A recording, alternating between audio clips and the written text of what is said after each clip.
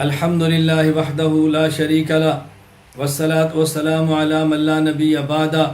حضرت حسین رضی اللہ تعالیٰ عنہ سیدنا و امامنا و قدوتنا،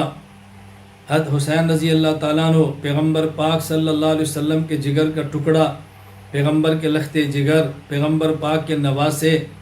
حضرت علی اور زہرا کے جسم کا حصہ، جنتی نوجوانوں کے سردار، ہمارے سر کا تاج حضرت حسین رضی اللہ تعالیٰ عنہ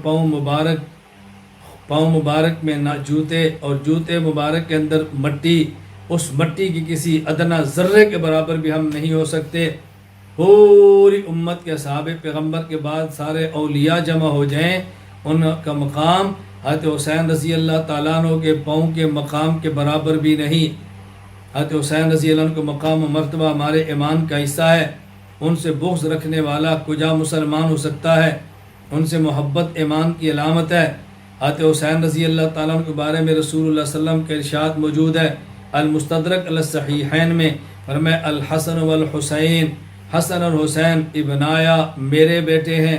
من احبہما احبنی، جو ان سے محبت کرے گویا مجھ سے پیار کیا، ومن احبنی احبہ اللہ، اور جو مجھ سے محبت کرے اللہ اس سے محبت کرتا ہے، ومن احبہ اللہ دخل الجنہ، اور جس سے اللہ محبت کرے وہ جنت میں ضرور جائے گا۔ اللہ اکبر۔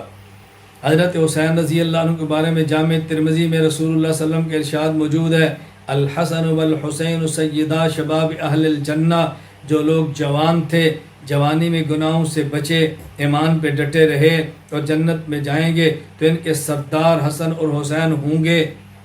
نوجوان جنتیوں کے سردار۔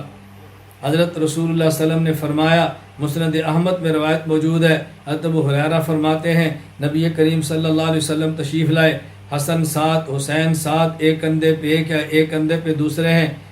اللہ یلسم ھذا مرہ ویلسم ھذا مرہ، کبھی اس کو چومتے ہیں، کبھی اس کو چومتے ہیں، کبھی حسن کا بوسہ، کبھی حسین کا بوسہ۔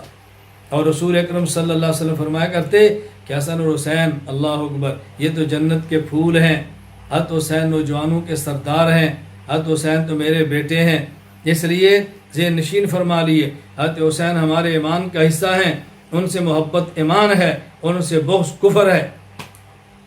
ان سے کون بغض کا رکھ سکتا ہے سوائے اس کے کہ اس کو پیغمبر پاک صلی اللہ علیہ وسلم سے محبت اور عقیدت نہ ہو، نبی سے محبت نہ ہو، تو پھر کون سا ایمان ہے؟ تو حضرت حسین کی محبت ایمان ہے، اور ان سے بغض رکھنا، اس بغض کو حلال سمجھ کر رکھنا، یہ کفر ہے۔ حضرت ابو ہریرہ رضی اللہ تعالیٰ عنہ ایک مرتبہ حضرت حسین رضی اللہ عنہ کے ساتھ تھے، وہ جنازے پر گئے، واپس تشریف لائے، تھکے ہوئے آرام کرنے لگے، حضرت ابو ہریرہ رضی اللہ تعالیٰ عنہ نے